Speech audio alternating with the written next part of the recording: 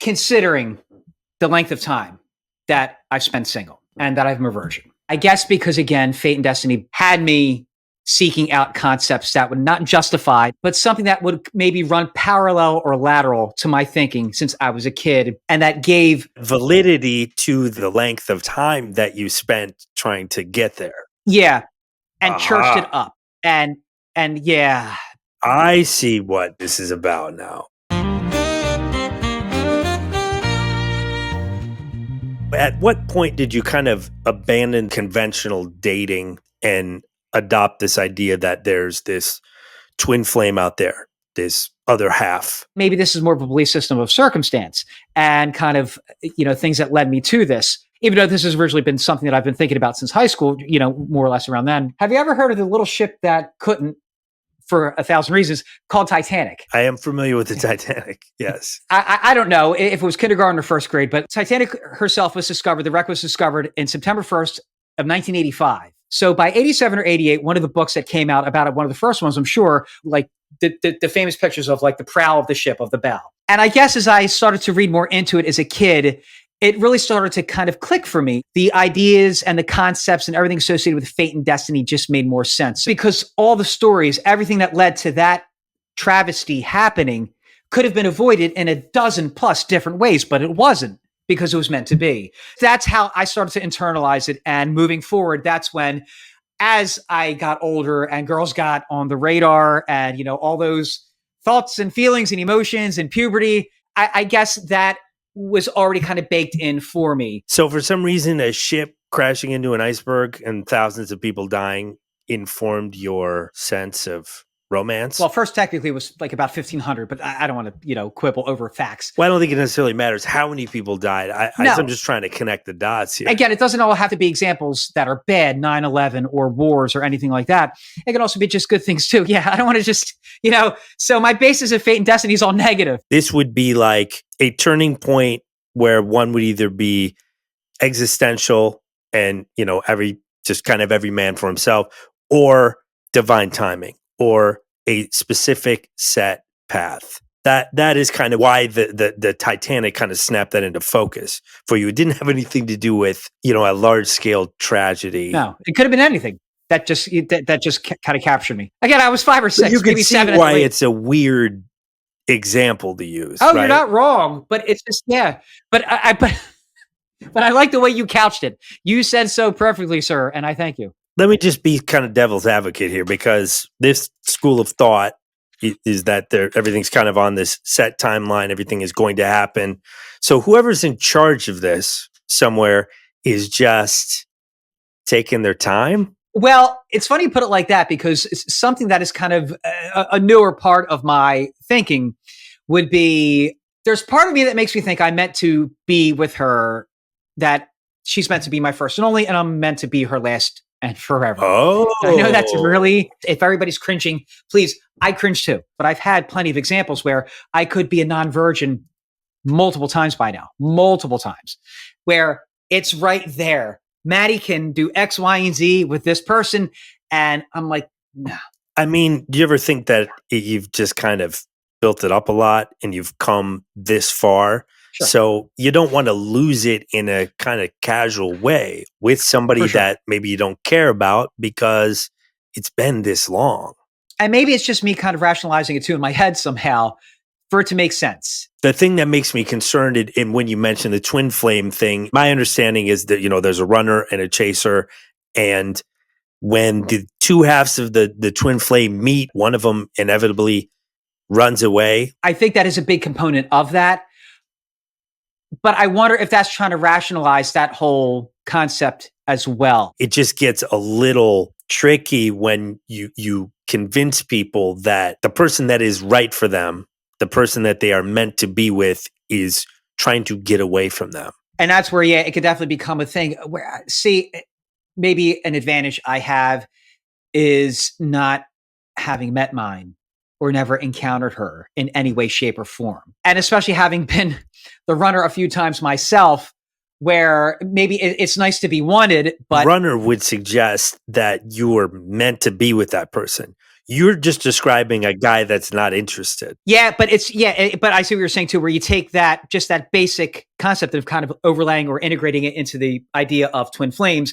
It's funny, like you say, that component and or the past life wasn't really big for me In your version and of my own proprietary right. version of it, where you know what, maybe I want to get to the end of the story without reading the whole novel. It seems like a way that they have branded some things that you already maybe sort of believed in. But that being said, what fired for me with this originally is more of the energetic component and the frequencies associated with it, where maybe not so much I know the heart chakra and all that. For me, it would be more the root and sacral for sure. I don't think I got that far in my research. Your training. Yes. I can be persistent with some things, like when it comes to my creativity, my art. But I guess when it comes to, if somebody isn't feeling it for you romantically or friendship wise or sexually or business wise, you're trying to get this job, you'd be perfect for it, but you're not getting it. I'm like, all right, I don't have that fight in me. I don't have that persistence in me, at least in those ways. In reading about this, it seems like a way to validate an obsessive person to the extent that somebody got a restraining order, one of the people from the Twin Flame University, because they kept going, no, you're not trying hard enough. And she was like, yeah, I don't think the guy's into it. And they're like, he is, you're just not trying hard enough, until the courts had to step in. So that's where Weird, it's negative. kind of, concerning. I would have to assume that they know that it's just not there. It's a feeling, it's a vibe, it's a frequency. And if it's not being shared, then you have to reevaluate. Right. But that's what I'm saying is there's no sanctioning body. There's no like court of twin flames to say, knock it off. Yeah. You can't let something that should be positive become a negative for obvious reasons. So it doesn't sound like you subscribe to the method. You just kind of have the same idea about the outcome, that it'll be somebody that you really click with. And as you explore the relationship with this person, mentally, physically, psychologically, spiritually, sexually, romantically, then you really start to learn that this is more than just a girlfriend. This is more than just a woman that I'm interested in sexually, or that you're firing on all cylinders, where it's just like, there's a little more here. You're basically just describing a relationship, a loving relationship. But I believe that there are many of those possibilities, and you think there's just one. For me, yeah. Let's just use us as examples because we're the ones sitting here across from each other. But yeah, are there more options for me and just one for you? Or are there more options for me and just one for you? Because here you are with your, right? No, think about it. But if that were the case, we wouldn't be having this conversation, because the conversation is about the fact that you believe that there is a twin flame or a soulmate, a romantic soulmate out there for you. Just one. Whereas what I meant was more where your girl is your final one. For me, there's still just the one, but I just had some practice leading up to it. Absolutely. Now, twin flame, no, you guys don't necessarily subscribe to that. I wonder, now that we're talking about it, it's just like, I want to be surprised. I'm sure I will be. You want to be swept off your feet. Is that so wrong? That being said, considering the length of time that I've spent single and that I'm a virgin and that I've been on this journey, I guess because, again, fate and destiny, meaning what it does to me, had me seeking out concepts that would not justify, but something that would maybe run parallel or lateral to my thinking since I was a kid. And that gave not a reason, because there definitely is a reason. I will always believe in that. Validity to the length of time that you spent trying to get there. Yeah. And churched it up. And yeah. I see what this is about now. Okay. That makes sense. So the time that you spent leading up to this point, and as long as you've been single, directly correlates with the level of theatrics that you expect to happen when you do finally meet somebody. I mean, listen, I don't want to talk you out of shooting for the stars. I just don't want to see you wait for something that is never going to happen. Yeah, it's the rest of your life. And, it's your entire and life. Kind of holding out. It's like I'm looking for a parking space, and you just keep thinking you're going to find a closer one, and before you know it, the store's closed. Oh, for sure. I know that maybe you didn't have the greatest luck with the dating apps and the more modern ways that people are dating now. What age would you have to get to before you kind of put that at a little higher priority, meeting somebody? No, not that long. Look, 43 is going to come in February for me. Not much after that, just because I'm not made of stone. Wow, so maybe I caught you at the right point. The fork in the road. DT. Okay, Divine timing, so let me pitch you this then. You talk about divine timing, you talk about destiny. You came to me because you follow a podcast that I produced and said, I'm a virgin. I guess at this point you're probably 39, 38. I want to do a show about being a virgin and kind of maybe the process of getting back out there and dating. Do you think that's a good idea? And I said, not only do I think it's a great idea, I'll help you produce it. So what if I was put in your life to tell you that all of these crazy rules that you have for meeting somebody are a bad idea and you're going to be single for the rest of your life? Believe me, you wouldn't be the first to say so, but specifically to say so in such a public way, in such a creative way. I'm just saying, I always believe that you have to kind of meet people where they're at. Yeah. You want to get whimsical. Let's do it. I mean, I'm more of a everything is kind of random, every man for himself kind of thinker. But I mean, who's to say that a podcast producer or a YouTube channel isn't part of divine timing? I mean, I don't know. In the initial example that you used, it was steam powered, but maybe divine timing involves Tinder or Bumble. I'm not opposed to reevaluating things. So I certainly think in that regard is put me in a thoughtful state of mind. But yeah, and I guess the same goes for like dating sites too, where it's just like, I almost feel like I'm too old for it. Not that there aren't plenty of people on it that are my age and older and or for the right reasons at any age. But there are so many things that have to come into place for that to be, and then to reach out to her, to say the right thing, to get her at the right time, for her to even read it, for her to even see my profile. There are so many caveats to that. That's why I'm thinking of it now, that turn me off to dating sites. It's just too much has to fall into place. Not that it can't, going by my own token. But I also think that was, 10 plus years ago? Oh, yeah.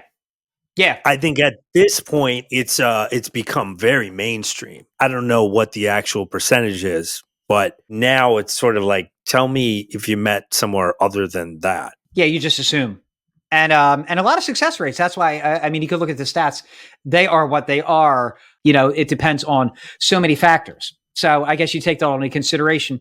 It's what you make of it, basically. But not that I'm opposed, but that's where my lack of persistence or my lack of like, I'm going to find her on Match.com or eHarmony. I know it. I think it's just more of a way of expediting the process. Well, as you're saying that, it does kind of make me think, if I'm being honest, getting it out there and sharing it for the masses, somebody might come across this and be like, wow, I should reach out. Or, I like to cut this Adam's jib. So let me contact him and see if he thinks that Matt and I, Let me see if I got a shot with this Matt fella. Yeah. And, fill in the blank. And again, I never want to put any expectations on you or anybody else out there listening, but even just a listener could be listening to this big, my God, this dude would be perfect for X, Y, and Z. Who knows where it goes? But that's more of, I guess, the writer in me too, the artist. Right. So you're thinking this is kind of more like the world's most elaborate personal ad. Well, if I'm being honest, the thought has crossed the old noggin. Right. But I never want to put the onus on you or what we're doing here in general, because that just might not be the path. I might meet her tomorrow at work. We're at the gym tomorrow night. I love how so much of your identity is tethered to the idea that everything happens for a reason and there's divine timing, but you're only open to it happening the few ways that you have designated that it should happen. I don't know. I mean, how many ways need there be? Who has the time in this workaday world? A baker's dozen? I mean, come on. We're all busy people, right? However it happens, it's meant to happen, is another way to put it. And maybe a lot more succinct than using my hands. But yeah, man, I don't want to say that this has been eye-opening, but it's certainly having this conversation. Never had it before with anybody. Well, sometimes it helps to just actually say things out loud. I don't know what that is, but it just seems to happen. But did we have to do it with millions of people? And I mean millions. Right. Because I'm shooting for those stars. Okay. Wow. Yeah. So you're ambitious in kind of all aspects. And hell. Absolutely. Well, if we are going to send you back out into the dating world, we got to make sure you're not going to be taken advantage of. You're not a mark, a rube, or as the kids call it nowadays, a simp. Oof. And how?